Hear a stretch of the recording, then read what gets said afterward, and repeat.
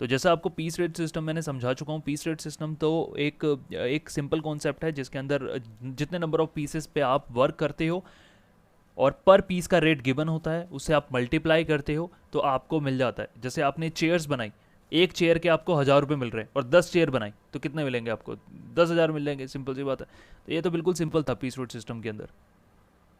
अब हालांकि इसी के अंदर हमें कुछ कुछ मॉडिफिकेशंस कि कुछ कुछ क्या कोई डिफरेंट मॉडिफिकेशन की जा सकती है। यस, जैसे कि टाइम के अंदर मैंने आपको बताया था एक piece rate with guaranteed day rate, ठीक है, ये एक मॉडिफिकेशन मिल जाएगी। इसमें क्या होगा? इसमें ये होगा कि some minimum wage is guaranteed to a worker if his wage at piece rate by chance con out to be less than the guaranteed minimum wage, he shall get the minimum wage and not the piece wage। यानी ये क्या method है?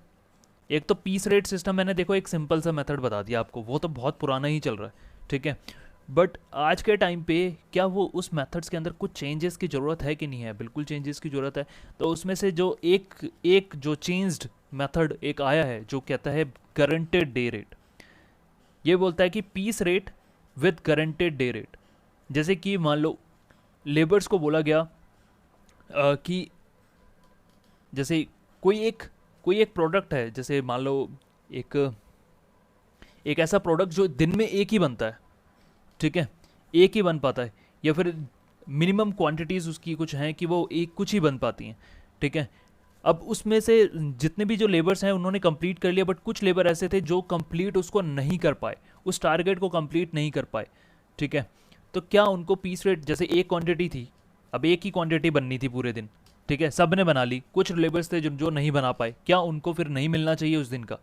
मिलना चाहिए, ठीक है। कुछ तो एक गारंटेड अमाउंट तो होना चाहिए ना कि उस लेबर ने यार आके काम तो किया है ना। ऐसा नहीं है कि उसने वो मान लो कंप्लीट नहीं कर पाया ना, 90% कंप्लीट कर पाया, 80% कंप्लीट कर पाया, बट कुछ कुछ तो पोर्शन एक अमाउंट होना चाहिए ना जो उसको मिनिमम उसको देना चाहिए। उसे ही कहेंगे piece rate with guaranteed day rate, ठीक है। तो इसमें यहाँ पे लिखा हुआ है some minimum wage is guaranteed, यानी वहाँ पे मिनिमम वेज एक गारंट हो जाएगा कि जैसे अगर मान लो अगर वो पीस के हिसाब से काम करता तो उसको मान लो एक दिन के 1000 रुपये मिलने थे, बट अगर वो काम नहीं कर पाया तो मिनिमम एक गारंटेड कर देंगे कि चलो अगर वो काम नहीं भी कर पाएगा ना तो उसको कम से कम 600 या 600 या 700 रुपीज़ तो उसके लिए चलो एक गारंटेड कर देंगे कि इतना तो वो लेके ही जाएगा, ठीक है। प्रोवाइडेड अदर कंडीशन फुलफिल, अगर अदर कंडीशन फुलफिल हो रही है, जैसे कि अगर मान लो वो आया है सिर्फ आके सिर्फ बातें ही मार रहा है, ठीक है, इधर उधर घूम रहा है और अब काम कर नहीं रहा, तो फिर भी क्या उसको देंगे क्या मिनिमम? गारंटेड का मतलब ये नहीं है कि उसको गारंटी बिल्कुल दे दी गई है कि उसको काम नहीं भी करेगा तब भी मिल जाएगा उसको, ऐसा नहीं है। गारंटेड का मतलब ये है कि वो आया था, उसने काम किया, जेन्युइनली काम किया, ठीक है। अब जो सुपरवाइजर है उसने ऑब्जर्व किया कि हाँ भैया ये काम कर रहा था, बट कोई XYZ रीज़न के कारण या कुछ भी कोई ट्रेजेडी हो गई है, कुछ भी XYZ रीज़न के कारण वो उसका काम जो है, या फिर वो क्या कहते हैं उतना एफिशिएंट नहीं था, उसने काम तो किया, अपने अपना पूरा हार्डवर्क दिया उसने, वो इतना एफिशिएंट नहीं था कि बाकियों ने कंप्लीट कर लिया, उसने कंप्लीट नहीं किया, तो इसका मतलब क्या उसको पेमेंट नहीं देनी चाहिए आज की? बिल्कुल देनी चाहिए। तो एक मिनिमम अमाउंट तो होना चाहिए ना, है ना। तो वो गारंटेड डे रेट के अंदर मिल जाएगा। जहाँ जो गारंटेड डे रेट वाला अगर सिस्टम हम एप्लीकेबल करते हैं अपनी कंपनी के अंदर, अपने प्लांट के अंदर, तो उस केस में उसको मिल जाएगा। वेयर एज अगर ये पुराना मेथड अगर हम यूज़ कर रहे होते तो तब तो वो पुराना मेथड तो ये कहता ना कि कितनी क्वांटिटी इसने कंप्लीट करी, और उसने एक भी क्वांटिटी कंप्लीट नहीं करी तो उसके हिसाब से तो देना ही नहीं चाहिए इसको, ठीक है। आई होप आपको समझ में आ रहा होगा कि ये कुछ नहीं है, ये थोड़ा बहुत मॉडिफिकेशन कर दिया गया इन मेथड्स के अंदर। एक सिंपल मेथड लिया, उस मेथड के अंदर थोड़ा बहुत मॉडिफिकेशन कर दिया, तो ये एक नया मेथड एक बन गया। तो कोई एक अलग कहानी नहीं है ये, बिल्कुल ये लॉजिकली बात है। आप सोचोगे, अगर आप कुछ ही सोचोगे कि थोड़ा बहुत क्या क्या बेटर हो सकता है, तो वो बेटरमेंट की गई हैं इन चीज़ों पे, ठीक है। अब उसी में से एक और मेथड है पीस रेट के अंदर जो यूज़ होता है, वो होता है differential piece rate. Differential piece rate, now what is differential piece rate? Differential piece rate होता है कि जिसके अंदर जैसे जैसे जो आपका जो वेज रेट है आपका, वो वेरी करेगा, यानी चेंज होता जाएगा different level of output, different level of output. इसको समझाने के लिए मैं आपको बताता हूँ। जैसे कि ये बोला हुआ है कि अगर जैसे कोई कंपनी है जो चेयर्स बनाती है, ठीक है, या कोई भी एग्जांपल ले लो, कुछ भी है, टेबल्स बनाती है, चेयर बनाती है, मोबाइल फ़ोन बनाती है, ठीक है, जैसे जैसे मान लो लेट्स से मोबाइल फ़ोन बनाती है एक कंपनी है, जहाँ पे मोबाइल फ़ोन की मैन्युफैक्चरिंग हो रही है। तो कंपनी ने बोला अपने लेबर्स को, अगर आप ना, अगर आप ज़ीरो टू 10 मोबाइल फ़ोन अगर एक दिन में बनाते हैं, ठीक है, पीस रेट के हिसाब से मिल रहा है ना, यानी 0 से 10 के बीच में कोई मोबाइल फ़ोन बनाते हैं आप, तो हम आपको कितना देंगे, हम आपको 100 रुपीज़, 100 रुपीज़। एक सेकेंड, ये मैन थोड़ा सा बोल्ड हो रखा है, इसको मैं थोड़ा सा थिन कर देता हूँ। ओके, तो हम आपको 100 के हिसाब से देंगे, हम 100 रुपीज़ पर मोबाइल फ़ोन के हिसाब से देंगे, 100 रुपीज़ पर मोबाइल फ़ोन के हिसाब से अगर हम देंगे, अगर आप 0 से 10 क्वांटिटीज़ अगर आप बना पाते हैं तो, राइट। और अगर उससे ज़्यादा बना पाएंगे, उससे ज़्यादा बना लेंगे आप, जैसे 10 से अबव बना लेते हैं, 11 to 15 की क्वांटिटी के अंदर अगर आप बनाते हैं, तो हम आपको क्या कहते हैं 150 के हिसाब से देंगे। तो ये इसे कहते हैं डिफरेंशियल पीस रेट सिस्टम, ठीक है। तो बात समझ में आ गई, यानी अगर वो 10 क्वांटिटी तक अगर वो बनाएगा तो उसको 100 रुपीज़ के हिसाब से मिलेंगे। लेकिन अगर वो 15 वो मान लो अगर जैसे अब इसका एग्जांपल हम ले सकते हैं, जैसे उसने किसी किसी लेबर ने 12 क्वांटिटीज़ बनाई, किसी लेबर ने 12 क्वांटिटीज़ बनाई, तो 12 क्वांटिटीज़ का मतलब है उसको फिर 150 के हिसाब से मिलेगा, ठीक है। उसको जो पीस रेट मिलेगा वो 150 के हिसाब से मिलेगा, 100 के हिसाब से नहीं मिलेगा। अगर वो 11 से अब पहुंच जाता है, तो ऐसा क्यों किया मैं गवर्नमेंट कह रहा हूँ, ऐसा क्यों किया कंपनी ने? कंपनी एक तरह से देखो एक एक लालच देना चाहती है लेबर को कि आप अच्छे से काम करो, आप क्या कहते हैं मेहनत से काम करो। अगर आपके जो टारगेट है, अब मोर देन टारगेट, अब कंपनी ये सोच समझ के करती है, ऐसे नहीं कर देती अचीवेबल, कुछ कुछ एक टारगेट करती हैं कि अगर इस टारगेट पे आप पहुंच जाओगे तो हम आपको इतने रुपए के हिसाब से फिर हम पेमेंट करेंगे। This is differential piece rate system. और अगर आप 0 से 10 के बीच में रहोगे, जैसे आपने 8 क्वांटिटी बनाई, 9 क्वांटिटी बनाई, 10 क्वांटिटी बनाई, तो आपको 100 रुपीज़ के हिसाब से मिलेगा, ठीक है। जैसे 500 क्वांटिटी बनाई, तो मैं रिपीट कर देता हूँ, जैसे अगर 500 क्वांटिटी के हिसाब से बनाई तो आपको कितना मिलेगा, आपको फिर 500 मिलेगा। और अगर आपने 11 क्वांटिटी बनाई तो फिर आपको 1100 नहीं मिलेगा, आपको 11 इंटू 150 उसके हिसाब से आपको मिलेगा। This is differential piece rate system. इसको एक बार रीड भी कर लेते हैं, जस्ट अ मिनट। ओके, यहाँ पे लिखा हुआ था rate of wages vary at different level of output as the output increases. जैसे ही जो आउटपुट है वो इंक्रीज होता है, आपका रेट भी इंक्रीज करता है। The increase in rate may be proportionate to the increase in output और प्रोपोर्शन, यही सब कहानी इसके अंदर लिखी हुई है, ठीक है।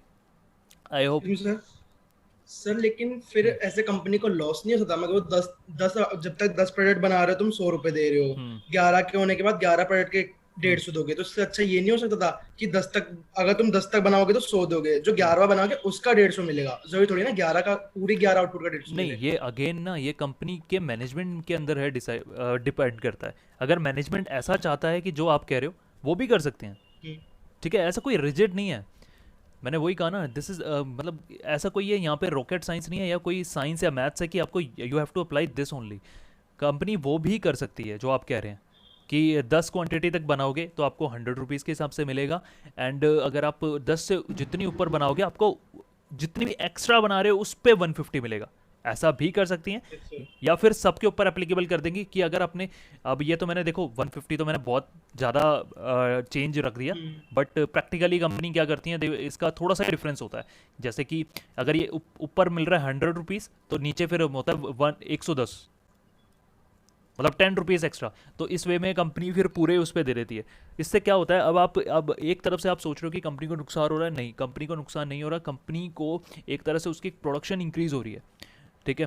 कंपनी को जो वही लेबर है वो उसी टाइम पे क्या कहते हैं, वो ज़्यादा प्रोडक्ट प्रोड्यूस कर पा रहा है। तो कहीं ना कहीं जो उसकी लेबर है वो एफिशिएंटली यूज़ हो रही है, जहाँ पे उसकी जो लेबर थी वो पहले क्या कर रही थी, पहले इतना एफिशिएंट काम नहीं कर रही थी। अब क्योंकि लालच कंपनी ने दिया है थोड़ा सा, तो उसके कारण जो उसकी लेबर है वो क्योंकि हर कोई ज़्यादा कमाना चाहता है, तो ज़्यादा कमाने के चक्कर में अब वो अपना ज़्यादा हार्डवर्क डिवोट कर रही हैं और ज़्यादा ज़्यादा प्रोडक्शन कर पा रही हैं, ठीक है, तो कंपनी उन सारे एस्पेक्ट को रखती है, तो उसके हिसाब से सोचती है कि अगर उसको कितना कॉस्ट पड़ रहा है, कितना कॉस्ट नहीं पड़ रहा, उसी के हिसाब से डिसाइड करती है ये। अब और उसके बाद ये कह सकता हूँ मैं कि ऐसा कोई रिजिड नहीं है कि उनको यही मेथड यूज़ करना है। मैंने तो एक एग्जांपल बताया आपको, बाकी कुछ इसी तरह से कुछ दूसरे कुछ करने हैं, चेंजेस करने हैं, तो उसके हिसाब से वो कर सकते हैं।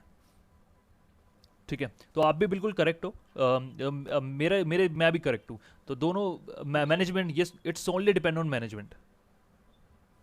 Okay sir. यस, ठीक है। तो अब तक तो आपने देखो यहाँ पे क्या किया था, यहाँ पे ना वेज रेट कैलकुलेट किया आपने। अभी तक आपने टाइम के हिसाब से वेज रेट कैलकुलेट किया, फिर उसके बाद आपने पीस रेट के हिसाब से आपने वेज कैलकुलेट किया। अभी तो आप सिर्फ वेज ही कैलकुलेट कर रहे हैं। नाउ व्हाट अबाउट इंसेंटिव, ये बहुत इंपॉर्टेंट है, और इसी से रिलेटेड एग्जाम के अंदर सबसे ज़्यादा क्वेश्चन आते हैं, इंसेंटिव से रिलेटेड, इंसेंटिव स्कीम्स।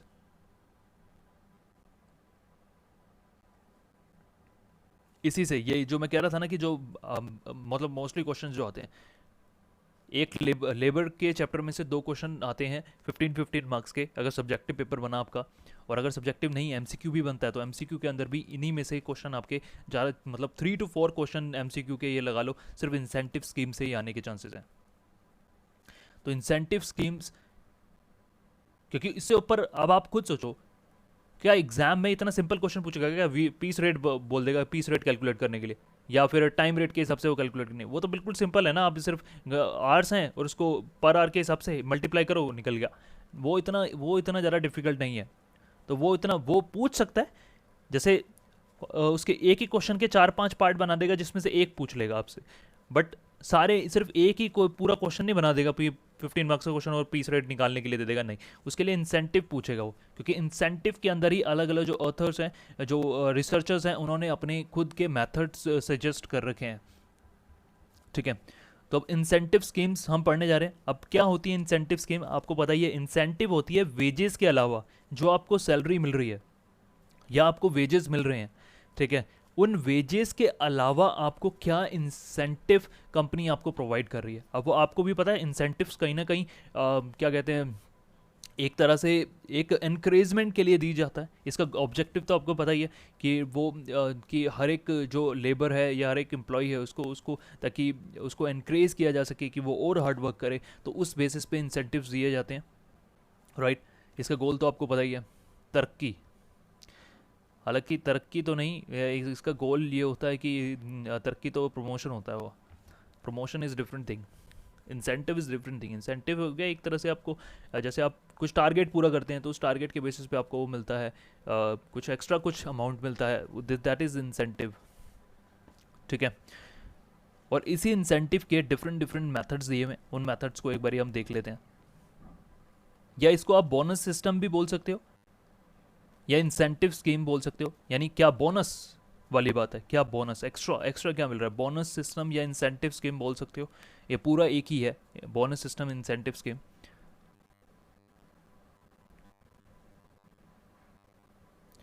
देखो कुछ कुछ कॉन्सेप्ट इसने दे रखे हैं, कुछ इनडायरेक्ट मॉनेटरी इंसेंटिव्स होती हैं, जैसे कि प्रॉफिट शेयरिंग वगैरह हो गया। प्रॉफिट शेयरिंग स्कीम डाल दी कि अगर आप इतने कुछ प्रोडक्ट बेचोगे या इतने प्रोडक्ट आप मैन्युफैक्चर करोगे, तो उस प्रोडक्ट पे जितना प्रॉफिट होगा उसका 1% आपका होगा, 99% हमारा होगा, ये सब। बट प्रैक्टिकली ये सारी चीज़ें नहीं होती प्रॉफिट शेयरिंग स्कीम्स। अगर आप किसी प्लांट में देखोगे, कोई भी एम्प्लॉयर, कोई भी ऑनर अपना जो प्रॉफिट है वो they will not share with them, with labours. ऐसा कोई प्रॉफिट शेयरिंग स्कीम्स ऐसी नहीं होती। ठीक है, हालांकि वेज जो इंसेंटिव स्कीम्स होती हैं, ठीक है, या को पार्टनरशिप कर लेना, तो ऐसी चीज़ें तो नहीं देखने को मिलती। ये सिर्फ एक थ्योरेटिकल कॉन्सेप्ट ही है, प्रैक्टिकली नहीं देखे जाते।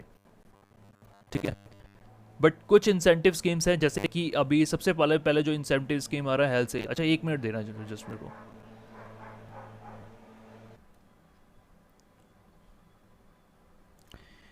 देखो इंसेंटिव स्कीम में से सबसे पहले जो इंसेंटिव स्कीम्स जो जिसने बताया है वो कौन है, वो है हेल्सी प्लान। इसको हेल्सी प्लान बोला जाता है। हेल्सी प्लान इसलिए बोला जाता है क्योंकि हेल्सी बाबा ने ही बनाया है इसको।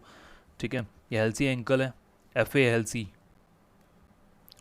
तो this plan was first introduced by FA Halsey अब मैकेनिकल इंजीनियर हैं ये, अमेरिका के अंदर 1991 में इन्होंने सजेस्ट किया था कि ये वाला प्लान होना चाहिए इंसेंटिव्स के लिए। अगेन मैं कह रहा हूँ कि यहाँ पे इंसेंटिव्स की बात होना स्टार्ट हो गई है अब, ठीक है। ये सजेस्ट कर रहे हैं कि इंसेंटिव इस तरह से दिया जाना चाहिए, ठीक है। तो इन्होंने अपना खुद का फॉर्मूला बनाया। तो इनका फॉर्मूले का जो नाम है, अब ऑब्वियसली इन्होंने जब ड्रॉ किया है फॉर्मूला, तो इस प्लान का जो नाम है वो हेल्सी प्लान पड़ गया। इनका नाम ही हेल्सी था तो हेल्सी प्लान इसका नाम पड़ा है। तो ये क्या बोलता है, अगर आप इसके पहले फॉर्मूले को सबसे पहले इसके फॉर्मूले को देखते हैं, फिर उसके बाद इसको और अंडरस्टैंड करेंगे कि ये क्या कहने की कोशिश कर रहा है। और ये बहुत इंपॉर्टेंट है, हर एक क्वेश्चन के अंदर हेल्सी प्लान पूछा जाता है। मतलब आप कोई भी पेपर उठा के देखो लास्ट टाइम का, आपसे हेल्सी प्लान के बारे में तो पूछा ही जा रहा होता है। तो ये वन ऑफ इम्पॉर्टेंट प्लान्स में से कम कुछ आप 7 to 8 डिफरेंट इंसेंटिव प्लान पढ़ोगे आप, जिसमें से ये one of the important healthy plan जो है वो आता है। इसको मैं एक बारी हाईलाइट करता हूँ, जो इसका फॉर्मूला है इसका ये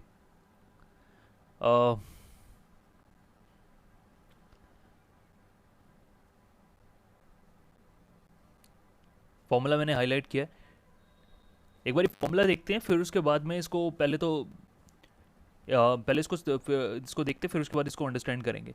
तो फॉर्मूले में ये क्या कह रहा है, ये बोल रहा है टाइम रेट। सबसे पहले तो देखो इसने टाइम रेट के हिसाब से लिया है, यानी ये पीस रेट की बात नहीं कर रहा। इसने क्या किया, टाइम रेट को ही बेस लेके अपना कुछ सजेशंस दी हैं।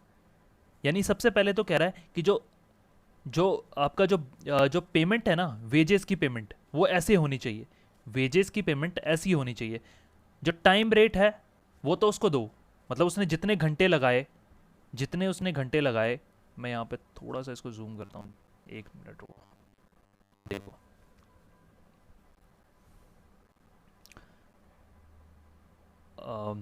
अब एक बारी देखें,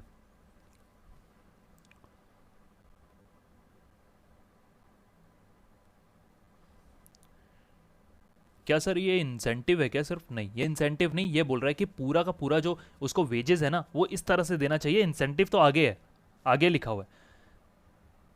तो यहाँ पे क्या बोल रहा है, देखो टाइम रेट, ये बोलता है टाइम रेट को ये वेटेज देता है। ये कहता है कि मुझे पीस रेट से कोई लेना देना नहीं है, मैं तो टाइम रेट के हिसाब से बता रहा हूँ।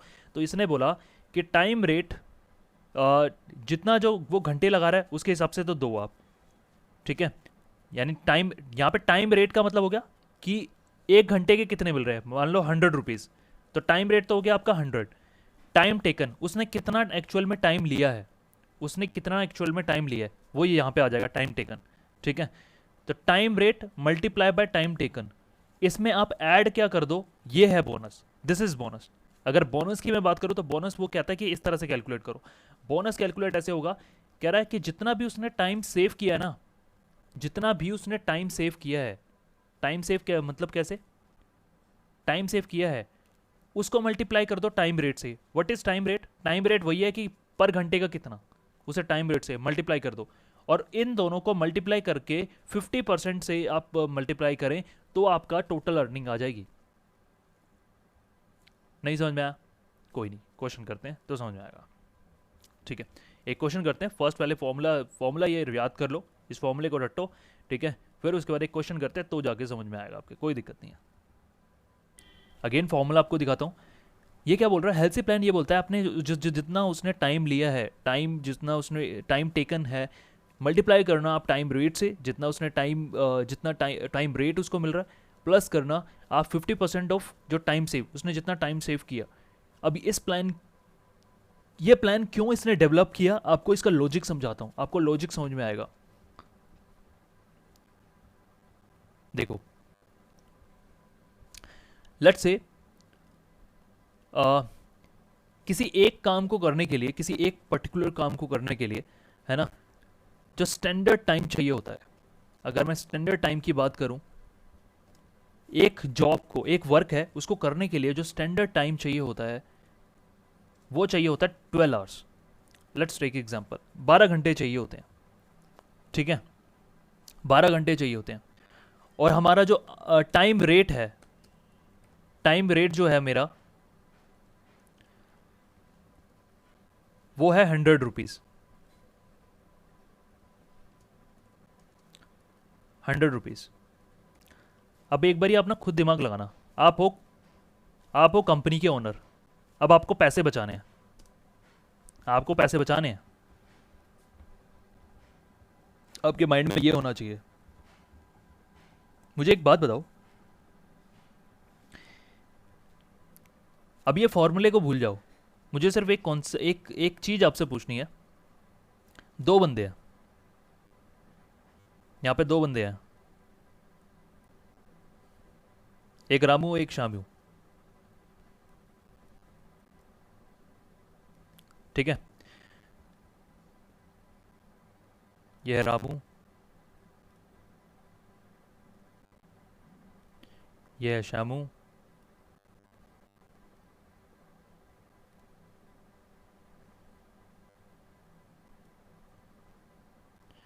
ठीक है? अब एक बात सुनो, किसी काम को करने के 12 घंटे लगते हैं। रामू है बहुत मेहनती, he is a hard working guy, hard working गाय।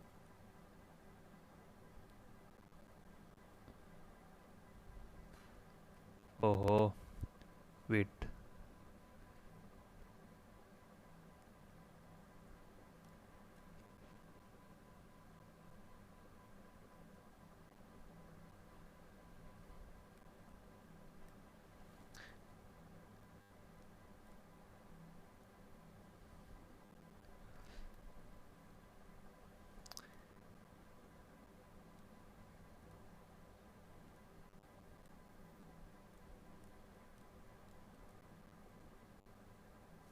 ठीक है? जो रामू है वो हार्ड वर्किंग है, और ये है बहुत लेजी बंदा। अब जो रामू है ना, रामू को पता है कि ये जो काम है जिसके लिए स्टैंडर्ड टाइम 12 घंटे दे रखा है, मैं उस काम को 9 घंटे में कर सकता हूँ, 8 घंटे में कर सकता हूँ। एक बारी लॉजिक, अभी ये हेल्थ से प्लान को भूल जाओ, अभी हेल्थ से प्लान को ये सोचो कि आपने जानते ही नहीं हो, दुनिया में ही नहीं है। बस मुझे ये इतना बताओ, जो रामू है वो हार्ड वर्कर है, ये दोनों लेबर आपकी आपकी फैक्ट्री में काम कर रहे हैं, रामू और श्यामू दोनों। रामू जो है वो हार्ड वर्किंग है, उसको पता है कि वो ये जो काम है स्टैंडर्ड टाइम जो 12 घंटे लग रहे हैं, 12 घंटे जो लग रहे हैं, ठीक है, जिसको काम करने में मैं 9 घंटे में कर सकता हूँ, 8 घंटे में कर सकता हूँ। वेयर जो शामू है वो 12 घंटे ही लगाता है, ठीक है? वो 12 घंटे ही लगाता है, कभी कभार 13 घंटे भी लगा देता है। और अगर मैं टाइम वेजेस के हिसाब से, मैं टाइम रेट के हिसाब से अगर मैं पेमेंट की बात करूं, टाइम रेट एप्लीकेबल है। अभी इंसेंटिव प्लान नहीं है कुछ, सोच के देखो, अभी इंसेंटिव प्लान कोई नहीं लगा रखा, टाइम रेट के हिसाब से इनको पेमेंट मिल रही है, ठीक है? तो आप खुद सोचो, लॉजिकली सोचना, क्या रामू 9 घंटे में काम करेगा टाइम रेट के हिसाब से? अभी कोई इंसेंटिव प्लान नहीं है, क्या वो 9 घंटे में, रामू 9 घंटे में काम कर सकता है? क्या वो एक्चुअल में करेगा? पहले मुझे बताओ, करेगा या नहीं करेगा? और अगर नहीं करेगा तो क्यों नहीं करेगा? No sir. क्यों नहीं सर करेगा? क्योंकि इसमें टाइम के हिसाब से ना, तो सर उसको कम वेज मिलेगी। हाँ, तो उसको अब लॉस हो जाएगा। हाँ, मतलब अब रामू के हिसाब से सोचो, रामू क्या पागल है क्या? रामू बोलेगा कि यार एक तो मैं मेहनत भी करूँ, है ना, और फिर उसके बाद मैं 9 घंटे में काम कर लूँगा, और मुझे तो 9 घंटे के हिसाब से, अगर मैं 9 घंटे टाइम, क्योंकि टाइम रेट एप्लीकेबल है, तो मैं 9 घंटे काम करूँगा, तो 9 घंटे के हिसाब से तो मुझे 9 आवर्स बनते हैं, ठीक है? 9 आवर्स बनते हैं, और 1 घंटे का मुझे 100 रुपये मिल रहे हैं, तो गुना में 100, मल्टीप्लाई बाय 100, तो रामू विल गेट कितना? 900। वेर एज जो शामू होगा, शामू को तो 1200 रुपये मिलेंगे, वो तो आराम से काम करे जा रहा है, उसको 1200 रुपये मिलेंगे। वेर जो शामू लेजी होने के बाद भी उससे ज़्यादा कमा लेता है, तो क्या उसको यहाँ पे जो रामू जैसे हार्ड वर्किंग जो लेबर हैं, क्या कहीं ना कहीं वो डिस्करेज नहीं हो जाएंगे? आप खुद सोच के देखो, एज अ बिजनेस ओनर के हिसाब से सोचो कि वो ऐसे लोग जो होंगे, जो कंपनी के अंदर आपके जो हैं, जो बहुत हार्ड वर्किंग एम्प्लॉयज़ हैं या बहुत हार्ड वर्किंग लेबर हैं, वो क्या डिस्करेज होंगे कि नहीं होंगे? होंगे। वो कहेंगे यार टाइम सेव करने का फ़ायदा क्या, जब हमें कुछ मिल ही नहीं रहा। तो यहीं पे आता है इंसेंटिव प्लान, इधर ही इंसेंटिव प्लान की जरूरत पड़ती है। यहाँ पे जरूरत पड़ी इंसेंटिव प्लान की। अब इंसेंटिव प्लान्स को बताने के लिए बहुत सारे लोग आए, जिसमें से एक आया हेल्सी अंकल। वह हेल्सी अंकल क्या कह रहे हैं? हेल्सी अंकल ये बोलते हैं कि आप एक काम करो, जो रामू जितना सेव कर रहा है ना, रामू जितना सेव कर रहा है, यानी उसने जितना टाइम लिया एक्चुअल में, जितना उसने टाइम लिया एक्चुअल में, यहाँ पे टाइम टेकन मैं यहाँ पे 9 आवर्स ही ले रहा हूँ, ठीक है, क्योंकि हमारा एग्जांपल 9 आवर्स का, तो टाइम टेकन मैं यहाँ पे 9 आवर्स ही ले लेता हूँ। टाइम टेकन स्टैंडर्ड टाइम कितना है? 12 घंटे, यानी एक काम को करने में 12 घंटे लगते हैं स्टैंडर्ड, जो जर्नली बात कर रहे हैं हम, जर्नली 12 घंटे लगते हैं, बट रामू ने इसको 9 घंटों में करके दिखा रहा है, 9 आवर्स, ठीक है। तो मैं इसको कैसे कैलकुलेट करूंगा? हेल्थी प्लान के हिसाब से जो मेरा वेज होगा, वेजेस की कैलकुलेशन मेरी कैसे होगी? टाइम टेकन कितना है मेरा? 9। टाइम टेकन तो 9 ही है, इसको मल्टीप्लाई किससे करोगे? 100 से, ठीक है। टाइम टेकन, ये एक्चुअल टाइम टेकन है, तो 9 घंटे लिए, प्लस उसको एक इंसेंटिव भी देना चाहिए। ये इंसेंटिव एक्स्ट्रा है, बात समझना।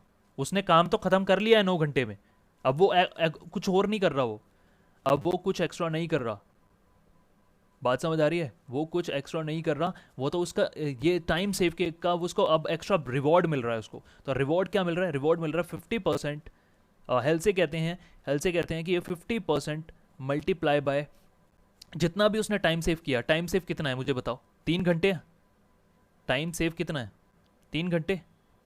3 मल्टीप्लाई बाय कितना? जो टाइम रेट कितना है? 100। इसको सॉल्व करो, कितना आया? इसको सॉल्व करो, कितना आया? यहाँ पे आ जाएगा 1050 1050, राइट? 1050 इसका यानी पहले इसको कितना मिल रहा था? पहले इसको 900 रुपीज़ मिल रहा था, अब इसको just because of incentive plan इसका काम भी जल्दी हो गया। एक बात समझो, इसका काम भी जल्दी खत्म हो गया। जहाँ पे वो 12 घंटे लगा रहा है उसको लगाने दो, उसका काम 9 घंटे में, ये 9 घंटे में काम करके अब ये निकल रहा है, ठीक है। और साथ में इसको एक एक्स्ट्रा